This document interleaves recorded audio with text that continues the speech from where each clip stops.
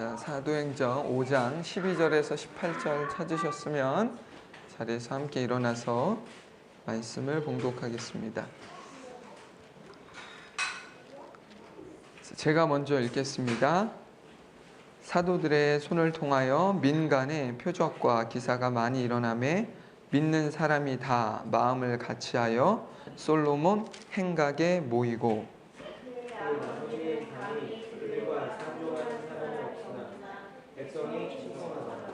믿고 주께로 나오는 자가 더 많으니 남녀의 큰 무리더라.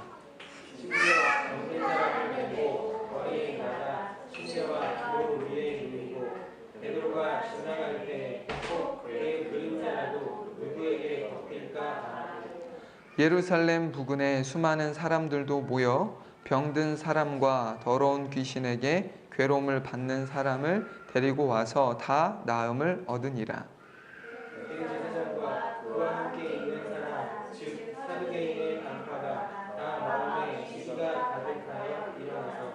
같이 읽겠습니다. 사도들을 잡아다가 옥에 가두었더니 아멘. 기도하겠습니다.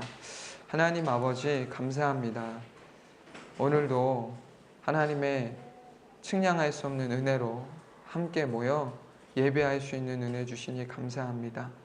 이것을 우리가 당연하게 여기지 않을 것은 하나님 이것이 얼마나 큰 은혜인지 모르기 때문입니다. 하나님 정말 하나님 앞에 감사의 예배를 드리기 원하는데 그냥 우리의 몸만 마음만 예배 드리는 것에 만족하는 것이 아니라 이 시간도 우리에게 세밀하게 말씀하시는 성령의 음성에 귀 기울여 하나님의 말씀으로 우리의 몸과 마음이 채워지기를 간절히 원합니다. 우리의 삶을 그래서 변화시켜 주시고 새롭게 해주시는 성령 하나님의 은혜를 날마다 경험하기를 원합니다. 이 시간도 그렇게 우리 아이들로부터 어른에 이르기까지 한 사람도 예외 없이 하나님의 말씀을 듣고 또 그 들은 바 하나님의 말씀을 순종하며 살아갈 수 있도록 아버지 은혜를 더하여 주옵소서. 감사드렸고 살아계신 예수님의 이름으로 간절히 기도했습니다. 아멘.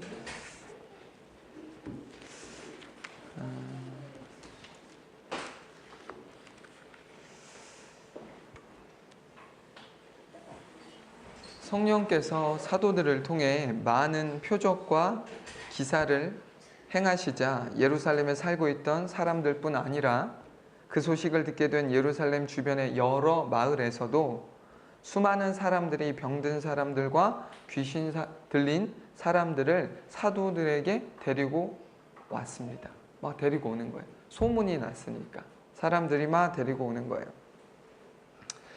심지어 어떤 사람들은 이런 일도 했어요. 사도 베드로가 지나갈 때 병자들을 길에 데리고 나와 침대나 자리에 눕혀놓고 베드로의 그림자라도 그들에게 덮이기를 바라는 다소 황당해 보이는 일까지도 했습니다.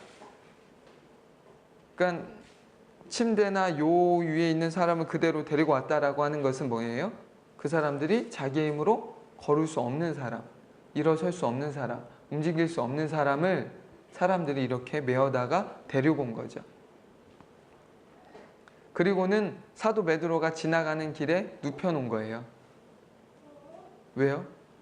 베드로가 지나갈 때 그의 그림자라도 그 아픈 환자에게 드리워지면 고침을 받을 수 있을 거다라고 생각했기 때문입니다. 그런데 놀라운 사실은 성령께서 사도들을 통해 육체적인 질병과 영적인 질병으로 고통을 받던 그들 모두를 다 치료해 주셨다는 거예요. 우리 한번 본문 15절에서 16절의 내용을 읽어보겠습니다. 시작!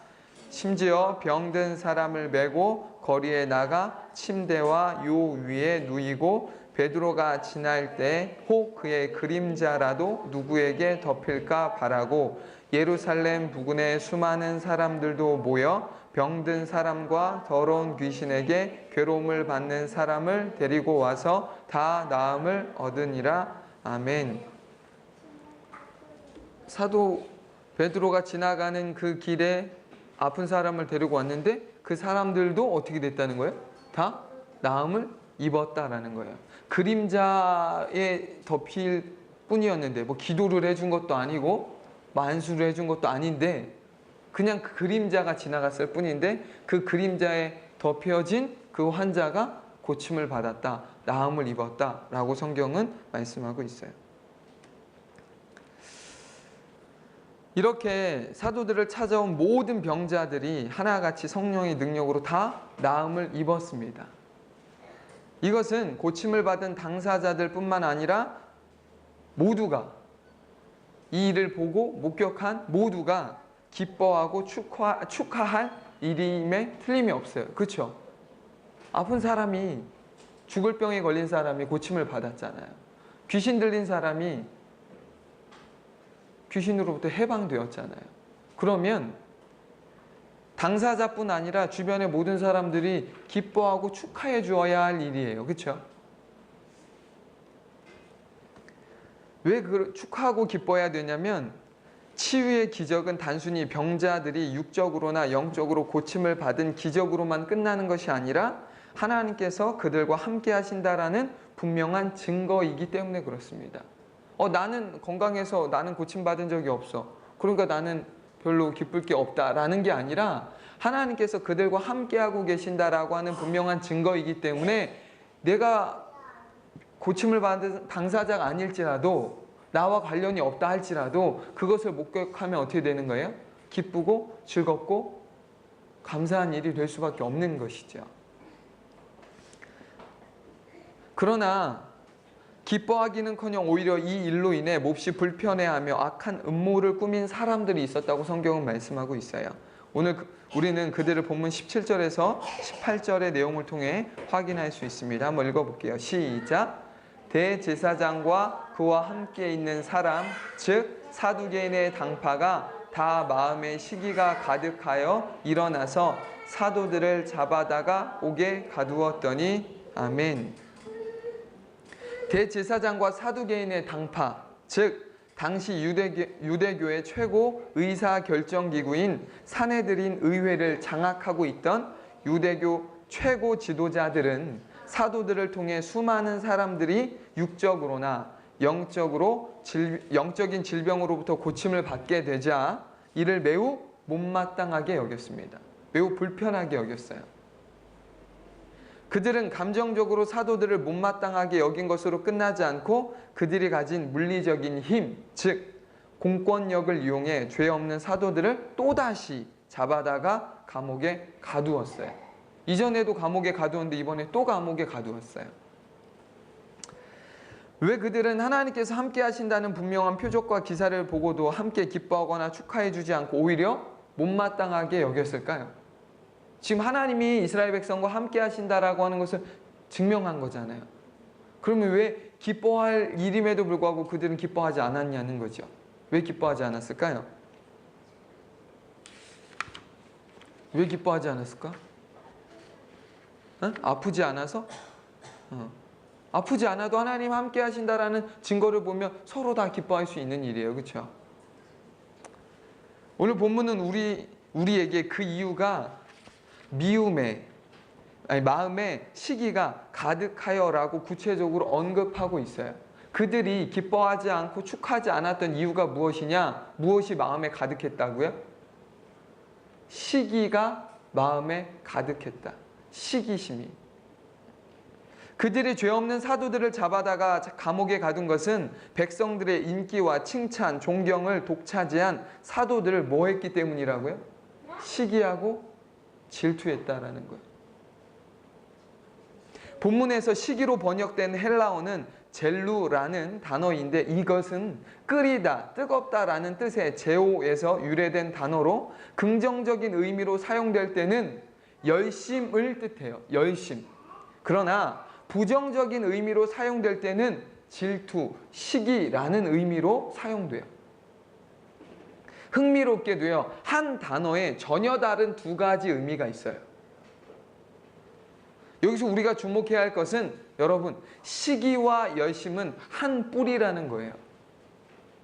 한 뿌리에서 무엇이 나오고 또 무엇이 나온다고요? 시기와 열심이라고 하는 전혀 다른 열매가 나타난다라는 것을 우리는 주목해야 돼요. 뿌리는 같지만 의미는 전혀 같지 않은 것이 시기심과 열심이라는 것입니다. 이것은 마치 동전에 전혀 다른 양면이 있는 것과 같아요. 그러면 여러분 언제 시기심이 되고 또 언제 열심이 될까요? 그것을 결정하는 것이 무엇이냐? 방향이에요. 방향이 하나님을 향할 때는 열심이 되지만 하나님을 향해 있지 않을 때는 그것이 곧 무엇이 되냐? 시기심이 됩니다. 시기심. 본문에서 대제사장을 위시하여 사두개파의 당원들이 사도들을 시기함으로 재판도 하지 않고 공권력으로 사도들을 감옥에 가두었다는 것은 그들의 방향이 하나님이 아니라 자기 자신들, 곧 그들 자신이 가지고 있는 기득권, 그것이었다라는 것을 스스로가 증명하는 거예요. 열심을 내야 될, 하나님을 향해 열심을 내야 될 그들이 사도들에게 무엇하고 있다고요? 시기심을 부리고 있다는 거예요. 시기심. 그들의 마음의 방향이 그러니까 하나님이 아니라 자기 자신이었다는 거예요. 자기가 가지고 있던 그 공권력, 그러니까 기득권이었다는 것이죠. 흔히들 인생은 속도가 아니라 방향이라고들 말하는데요. 이것은 누구도 부인할 수 없는 사실이요 진실입니다. 아무리 강하고 좋은 열정도요, 방향이 올바르지 않다라면 그것은 아름답고 건강한 열심이 아니라 볼성 사나운 시기심으로 전락하고 만다는 거예요. 시기심으로 전락한 열정은 다른 사람뿐 아니라 자기 스스로를 심각하게 파괴하는데 성경은 이것을 매우 분명히 경고하고 있습니다. 우리 잠언 14장 30절의 내용을 통해 확인할 수 있습니다. 한번 읽어볼게요. 시작. 평온한 마음은 육신의 생명이나 시기는 뼈를 썩게 하느니라. 아멘. 시기는 무엇을 썩게 한다고요? 뼈를 썩게 할 만큼 강력하다는 거예요. 여러분 뼈가 썩습니까? 잘? 뼈가 썩어요? 근데 뼈를 썩게 할 만한 게 있대요. 그게 바로 시기심이라는 거예요. 잠언의 기자는 시기심이 사람의 뼈를 썩게 한다고 경고하고 있습니다. 여기서 뼈가 썩는다는 것은 말 그대로 기능의 상실을 의미해요. 뼈가 썩으면 뼈의 기능을 못 하잖아요. 뼈가 해야 될 기능을 못 하게 되잖아요. 그러니까 기능의 상실, 곧 무엇을 의미합니까? 죽음을 의미하는 거예요. 죽음. 이렇듯 시기심은 시기하는 자기 자신도 죽이고 시기심의 대상이 되는 그 사람도 죽이는 매우 무서운 병이요, 죄라는 거예요. 우리는 그런 경우를 성경에 등장하는 몇몇 사람들을 통해서 확인할 수 있는데 그중 가장 대표적인 사람이 아담과 하와의 맏아들인 가인이라는 사람이에요. 하나님께서 가인이 드린 제사는 받지 않으시고 그의 동생 아벨이 드린 제사만 받으시자 가인은 매우 화가 나서 어떻게 합니까? 안색이 변해버렸어요. 온전한 제사를 드리지 못한 것에 대해 철저히 회개했어야 할 가인이었지만 그는 회개는커녕 오히려 안색이 변할 정도로 화를 냈어요. 누구에게 화를 냈어요? 하나님께 화를 냈어요. 왜 내 제사는 하나님 받아주시지 않았냐고 화를 냈어요. 당돌하죠. 왜 동생의 제사는 받으시고 어째서 내 제사는 거부하셨나요? 라고 막 당돌하게 따지는 거예요. 화를 내는 가인에게 하나님은 따끔한 책망이나 꾸지람을 하셨어야 할 것 같지만 그렇게 하지 않으셨어요. 그리고 어떻게 하십니까? 대신에 죄는 너를 다스리고 싶어 하지만 너는 죄를 다스려야 한다라고 당부하셨어요. 권면에 말씀하셨어요. 가인아, 지금 너가 몹시 화가 난 것 같은데 넌 지금 화를 낼 때가 아니라 뭐 해야 된다는 거예요? 죄를 다스려야 할 때야. 네 마음에 있는 분노를 다스려야 할 때야. 라고 하나님께서 가인에게 그렇게 따뜻하게 말씀해 주셨어요. 그럼에도 불구하고 가인은 회개하지 않고 동생 아벨을 어디로 불러냅니까? 들로 불러내어서 그를 인정사정 볼 것 없이 쳐 죽여요. 동생인데. 친동생을 들로 불러내어서 쳐 죽여요. 가인의 제사가 하나님께 거절당한 것이 동생 아벨 때문도 아니었는데 왜 가인은 아무런 잘못도 없는 아벨을 쳐 죽였을까요? 아벨 때문에 가인의 제사가 거부당한 게 아니잖아요. 그런데 왜 가인은 아벨을 죽였죠? 바로 시기심 때문이에요. 시기심. 하나님께서 동생 아벨의 제사는 기쁘게 받아주셨지만 형 가인의 제사는 거절하심으로 가인 안에 어떤 마음이 생긴 거예요? 동생 아벨에 대한 시기심이 생긴 거예요. 만약 아벨의 제사도 가인의 제사와 마찬가지로 하나님께서 받지 않으셨다라면, 그 반대로 또는 가인의 제사도 아벨의 제사와 마찬가지로 하나님께서 기쁘게 받아주셨다라면 형 가인이 동생 아벨을 죽이는 일이 있었을까요? 죽이지 않았을 거예요. 왜죠? 가인에게 시기심이 생기지 않았을 것이기 때문에 그렇습니다. 여러분, 시기심이라는 것은 아무 때나 생기는 것이 아니라 원하는 그 무엇을 나는 갖지 못했는데 다른 사람이 갖게 될 때, 다른 사람이 가지고 있는 것을 확인하게 될 때 마음에 무엇이 올라와요? 시기심이라는 게 올라오게 되어 있어요.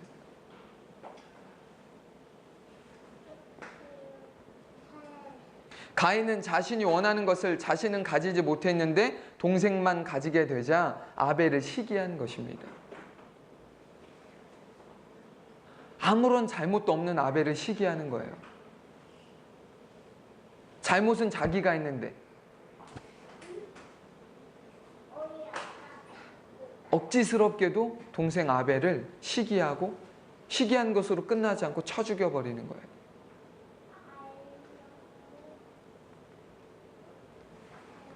하나님은 가인 마음속에 동생 아벨에 대한 시기심이 큰 것을 아셨기에 가인에게 죄를 다스려야 한다라고 당부하셨지만 가인은 하나님의 말씀을 귀담아 듣지 않고 동생 아벨을 들로 불러내어 죽였다라는 것이에요. 우리는 여기서 시기심이 분노가 살인으로 진행되어져 가는 이 악순환을 발견할 수 있습니다. 이 과정. 여러분, 시기심이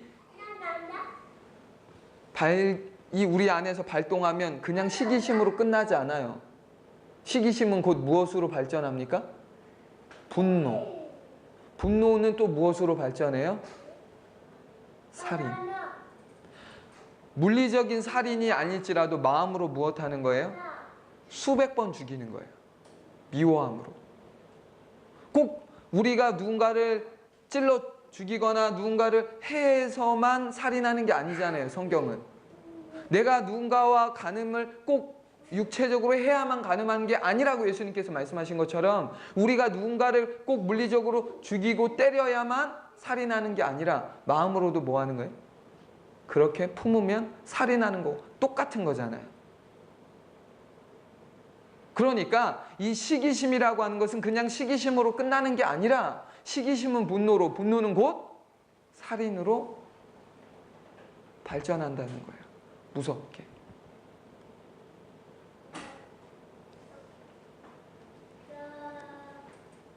결국 가인의 시기심은요, 자기 자신뿐 아니라 동생까지 죽이는 무서운 죄로 발전하고 말았습니다. 자기도 죽었고요, 동생도 죽이는 한 가정이 하루아침에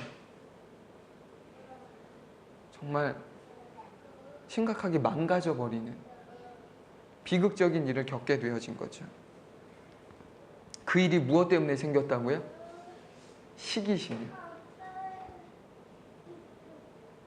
시기심이 이렇듯 매우 심각한 죄임에도 불구하고 문제는 많은 사람들이 시기심이나 질투심을 심각하고 무거운 죄로 여기지 않고 누구나 느끼는 감정, 즉 어쩔 수 없는 인간의 본성으로 여겨 그것을 그냥 방치해 두는 경우가 허다하다라는 것을 저는 말씀드리고 싶은 거예요.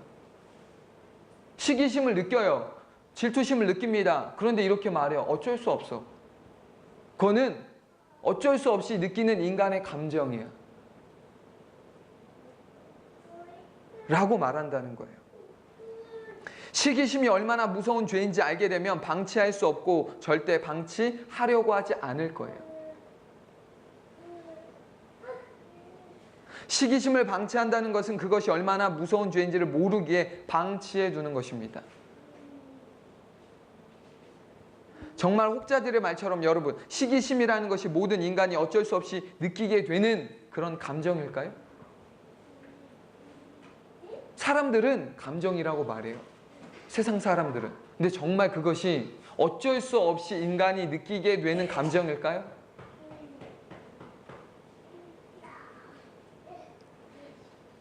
반은 맞고 반은 틀렸습니다.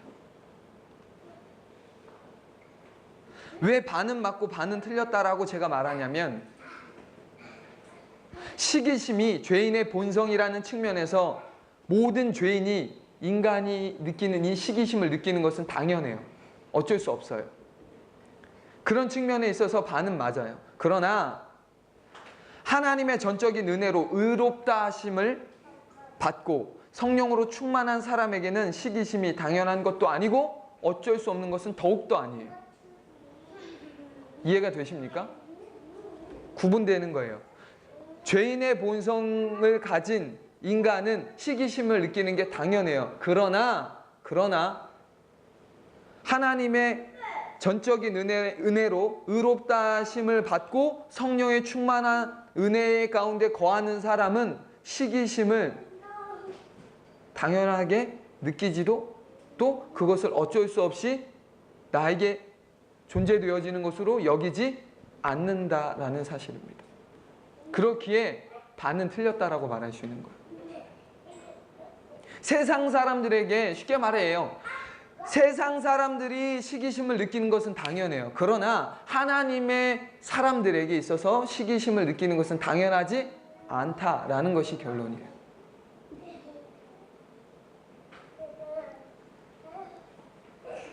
성령의 사람은 삶의 모든 방향이 누구를 향해 있습니까? 누구를 향해 있어요? 하나님을 향해 있죠. 아까 그랬죠. 시기심과 이 열심은 무엇의 차이라고요? 방향의 차이라고 말씀드렸어요. 세상 사람들의 방향의, 삶의 방향은 어디를 향해 있습니까? 하나님인가요? 아니죠. 자기 자신이고 다른 사람이에요. 그러니까 그것이 시기심일 수밖에 없어요. 시기심을 느낄 수밖에 없어요. 그러나 하나님의 사람들의 삶의 방향은 어디요? 하나님께로 향해 있기에 그것이 시기심이 아니라 무엇으로 되는 거예요? 열심으로 되는 거예요. 열심으로.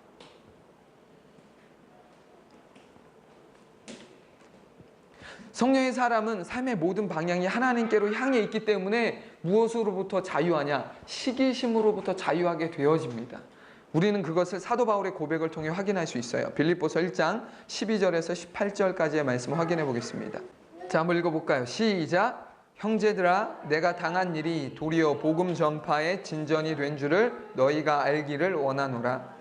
이러므로 나의 매임이 그리스도 안에서 모든 시위대 안과 그 밖의 모든 사람에게 나타났으니 형제 중 다수가 나의 매임으로 말미암아 주 안에서 신뢰함으로 겁없이 하나님의 말씀을 더욱 담대히 전하게 되었느니라.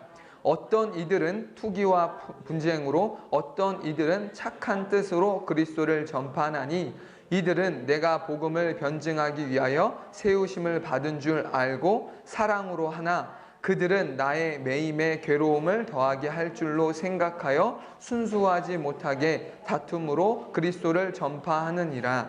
그러면 무엇이냐? 거칠애로 하냐? 참으로 하나? 무슨 방도로 하든지 전파되는 것은 그리스도니 이로써 나는 기뻐하고 또한 기뻐하리라. 아멘.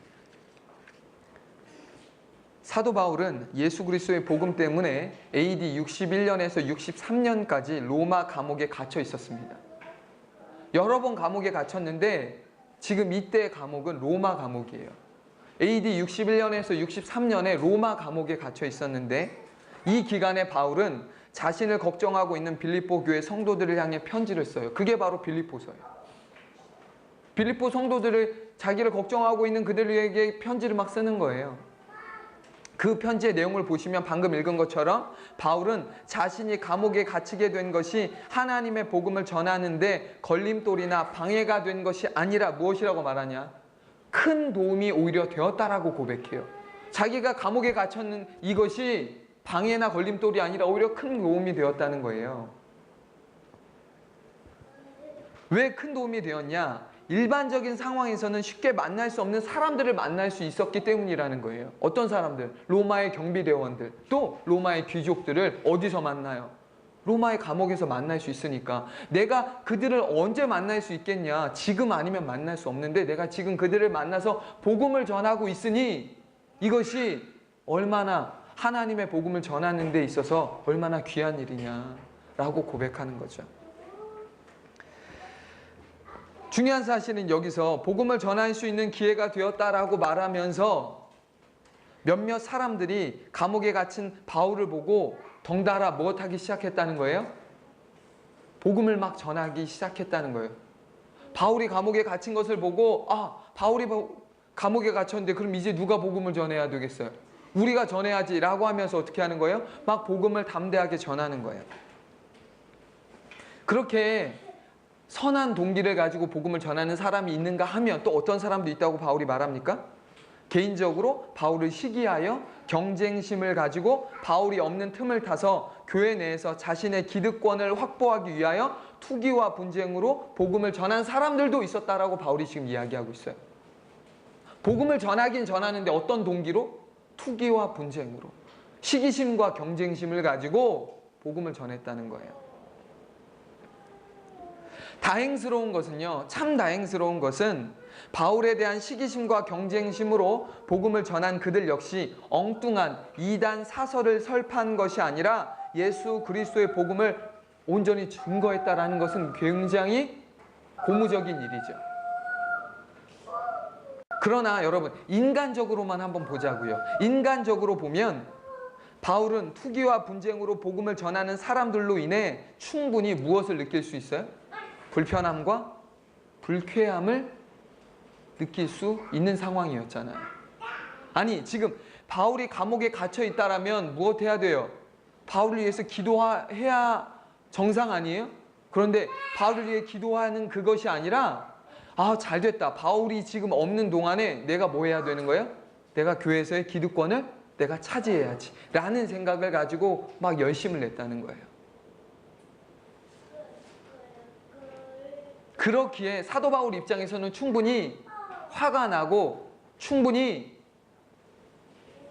못마땅하게 여길 수 있는 상황이죠. 괘씸하게 여길 수 있는 상황이에요. 그런데 여러분, 바울은 그들로 인해 불편한 내색은커녕 어떤 방법으로든지 복음이 전해지기만 한다면 자신은 기뻐하고 또한 기뻐할 것이라고 고백했다라는 것을 우리는 주목하셔야 돼요. 이것은 여러분 그냥 빌립보 성도들에게 바울이 그냥 괜찮은 사람인 것처럼 이야기하고 싶어서 말한 내용이 아니라 하나님 앞에서 고백한 바울의 진심 어린 고백이었어요. 난 괜찮아. 그 사람들이 나를 경쟁자로 여겨서 나 없는 동안에 복음을 많은 사람들에게 전하는 것, 그래서 교회 안에서 기득권을 차지하려고 하는 것, 그것 알고 있지만 난 상관없어. 난 괜찮아. 난 오히려 그것으로 인해 기뻐해. 라고 고백했다는 거예요. 시기심을 받고 있었지만 시기심을 받는 것에 대해서 개의치도 않았고 또한 무엇도 하지 않았어요? 사도 바울은 그들을 시기하지도 않았어요. 질투하지도 않았다라는 거예요. 여러분, 어떻게 그것이 가능할 수 있었을까요? 우리는 그것을 바울의 이어지는 고백의 내용에서 확인할 수 있어요. 빌립보서 1장 20절에서 21절입니다. 시작. 나의 간절한 기대와 소망을 따라 아무 일에든지 부끄러워하지 아니하고 지금도 전과 같이 온전히 담대하여 살든지 죽든지 내 몸에서 그리스도가 존귀하게 되게 하려 하나니 이는 내게 사는 것이 그리스도니 죽는 것도 유익함이라. 아멘. 바울은 자신을 시기했던 사람들에게 영향을 받지 않았을 뿐만 아니라 그들을 역으로 시기하지 않을 수 있었던 이유가 무엇입니까? 그러지 않을 수 있었던 이유가 그의 삶의 목적과 삶의 방향이 누구에게 있는 거예요? 오직 예수 그리스도 복음에 있었다라는 거예요.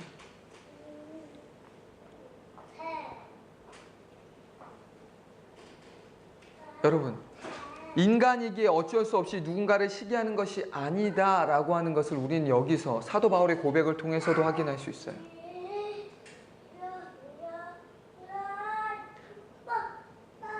삶의 목적과 방향이 하나님을 향해 있지 않기에, 성령 하나님으로 충만하지 않기에 다른 누군가를 자꾸 시기하고 질투하는 거예요.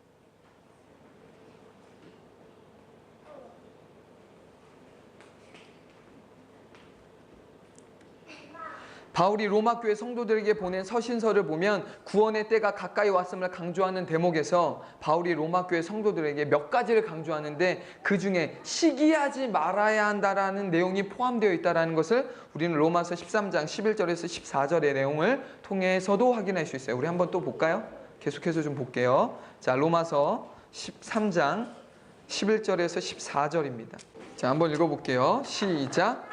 또한 너희가 이 시기를 알거니와 자다가 깰 때가 벌써 되었으니 이는 이제 우리의 구원이 처음 믿을 때보다 가까웠음이라.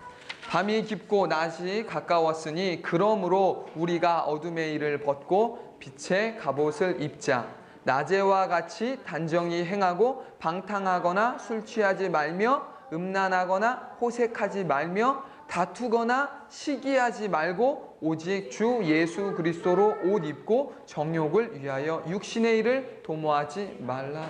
아멘. 혹자들의 말처럼 시기하는 것이 죄성을 가진 인간이기에 어쩔 수 없는 것이라면 바울은 로마 교회 성도들에게 뭐라고 말을 꺼내지 않았을까요? 시기하지 말라고 말을 꺼내지 않았을 거예요. 아니, 인간이라 어쩔 수 없는 거라면 무엇하러 그런 얘기를 하겠어요? 인간인데 어쩔 수 없는 건데 어쩔 수 없는 것을 말해서 무엇 하겠어요? 근데 어쩔 수 없는 게 아니라는 거예요.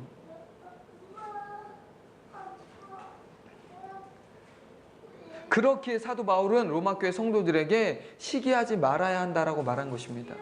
어쩔 수 없는 게 아니기 때문에, 얼마든지 컨트롤할 수 있는 것이기 때문에.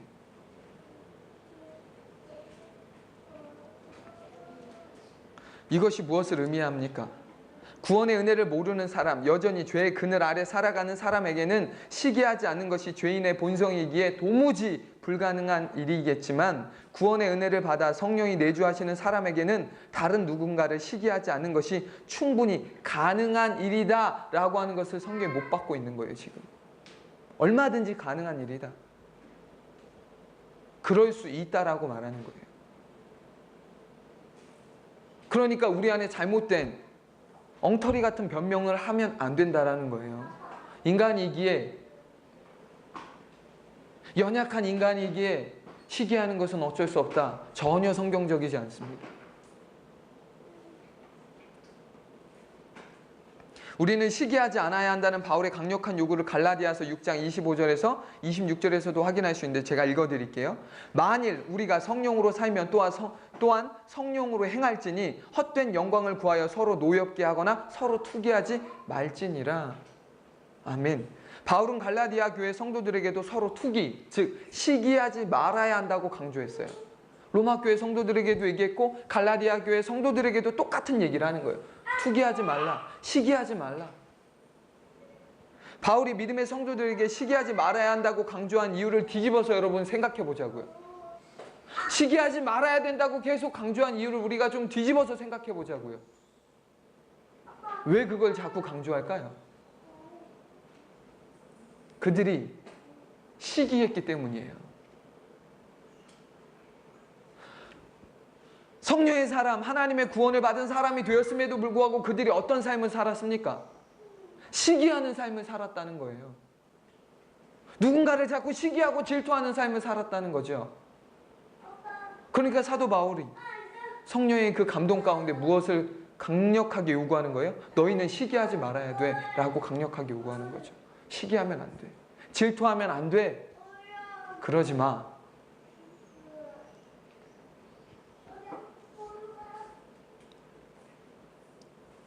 그들이 시기했다는 건 바꿔 말해 또 이런 거죠. 그들의 삶의 목적과 방향이 누구에게 향해 있지 않다라는 거예요. 하나님을 향해 있지 않다라는 것이죠. 하나님이 아니었다는 거예요.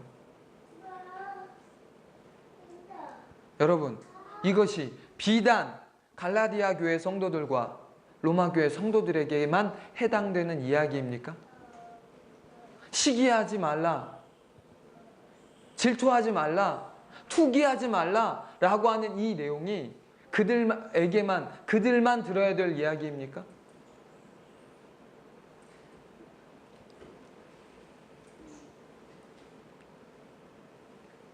이것은 오늘날 한국교회도 다르지 않아요. 우리 한국교회가 들어야 될 매우 중요한 메시지예요. 하나님을 믿는다고, 하나님을 위해서 살아간다고 말하지만 정작 사람들이 어떻게 해요? 시기해요. 질투해요.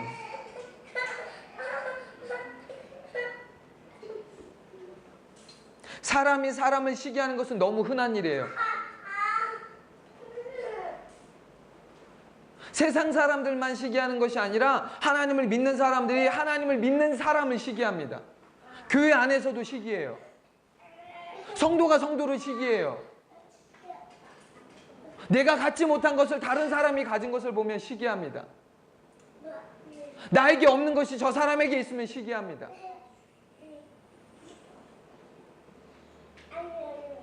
그리고는 어떻게 해요? 분노하죠. 그리고는 어떻게 해요? 싸워요. 실은 내색을 해요. 그리고 파가 갈려요. 파벌이 돼요. 교회 안에서.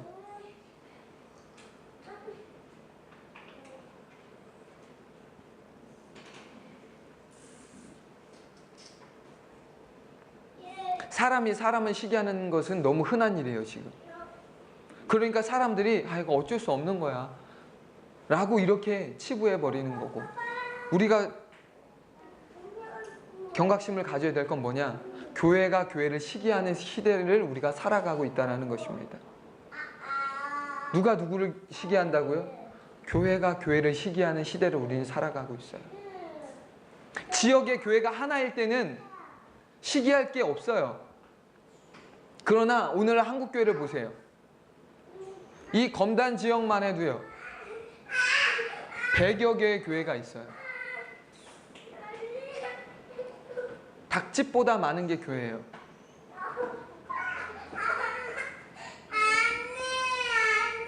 교회가 많다 보니까 어떤 일들이 일어나요? 경쟁해요. 이 교회에 부흥이 되잖아요.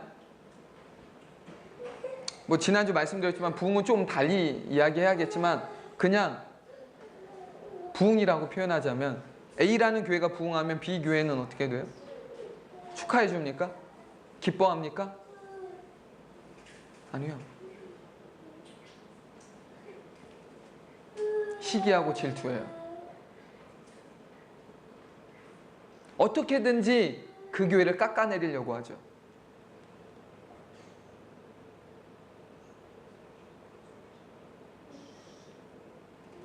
그러다 상황이 좀 더 격해지면 어떻게 돼요? 교회와 교회가 싸우기 시작합니다. 그런 일들은 여러분 너무 비일비재해요. 오늘날 한국교회는요.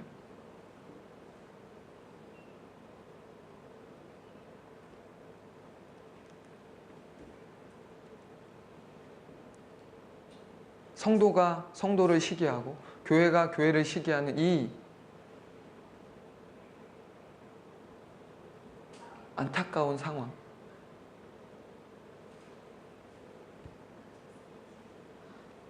이것이 우리와는 무관한 이야기입니까? 여러분은 누군가를 시기하지 않으세요? 여러분 내면 안에 정직하게 한번 질문해 보세요. 나는 누구를 시기하고 있는가?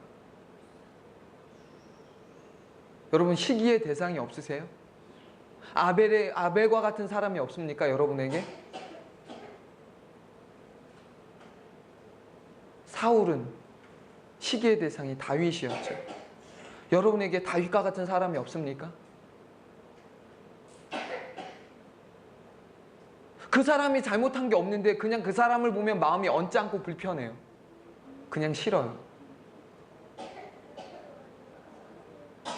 내 것을 가져간 것도 아닌데 내 것을 가져간 것처럼 화가 나요. 그 사람이 잘 되는 것을 나는 진심으로 축하해 주지 못해요. 기뻐하지 않아요.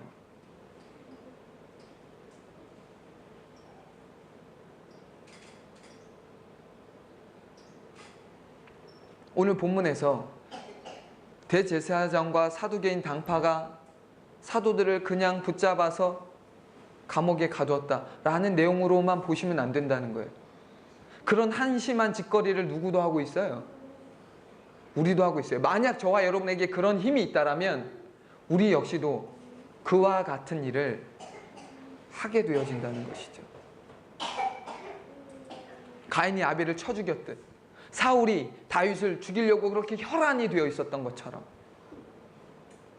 오늘 이 말씀 앞에 선 저와 여러분 안에 나에게 아벨은 누구며 나에게 다윗은 누구인지를 살펴보기를 간절히 원합니다. 저는 이 말씀 앞에서 제게 있는 다윗과 제게 있던 아벨이 누구인지가 너무 수면 위로 정확하게 떠오르더라고요. 저는 그 사람을 생각하면, 그 목사를 생각하면 괜히 싫었어요. 싫어서 싫은 게 아닌데, 그 사람이 나한테 뭐 크게 잘못한 거 없는데 가만 보니까 제가 그분을 시기하고 있더라고요.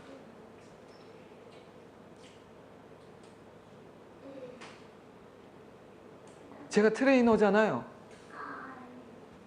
그러다 보니까 또 누구를 시기할까요? 저와 같은 사역을 하고 있는 어떤 한 대상을 저는 시기하고 있어요. 알고 있었어요. 그런데 너무 정목을 찌르더라고요. 내가 그 사람을 시기하고 있구나. 그러니까 그 사람이 잘 나가는 걸 보면서 정말 기뻐하고 박수 쳐주지 못했어요, 저는.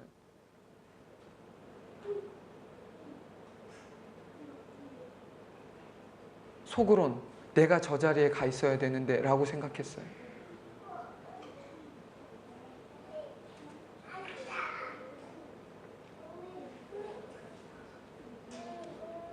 여러분, 이 시기심, 우리 안에 방치되어 있는 이 시기심을 그대로 계속 방치해 두시겠습니까?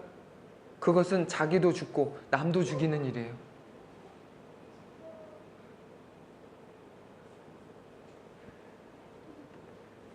우리 안에 시기심이 있다는 것은 우리의 삶의 목적과 방향이 하나님이 아니라는 것이에요. 그것을 증명하는 거예요.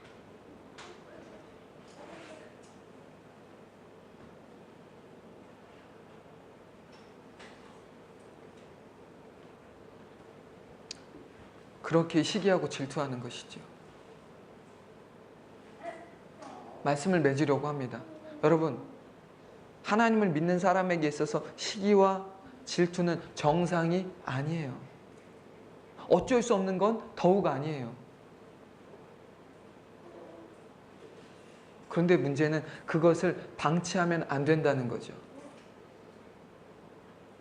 근데 많은 사람들이 방치해 둔 채로 그냥 살아가고 있는 거예요. 별 대수롭지 않게 큰 문제를 삼지 않고 살아가고 있는 거예요.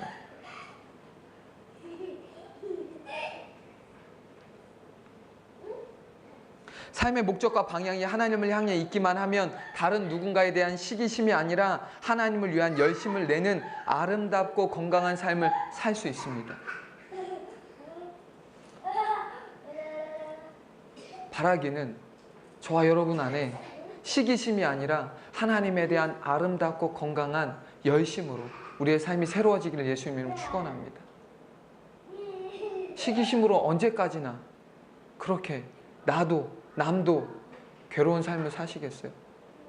오늘 이 말씀 앞에서 우리가 다시 한번 회개하고 우리를 괴롭히는 시기심의 이 늪이 아니라 하나님 주시는 그 기쁨에 하나님이 주시는 열심으로 하나님을 섬기고 이웃을 사랑함으로 섬기는 저와 여러분 되시길 예수님을 축원합니다. 아멘. 우리 같이 한번 우리 찬양하고 기도하고 싶습니다.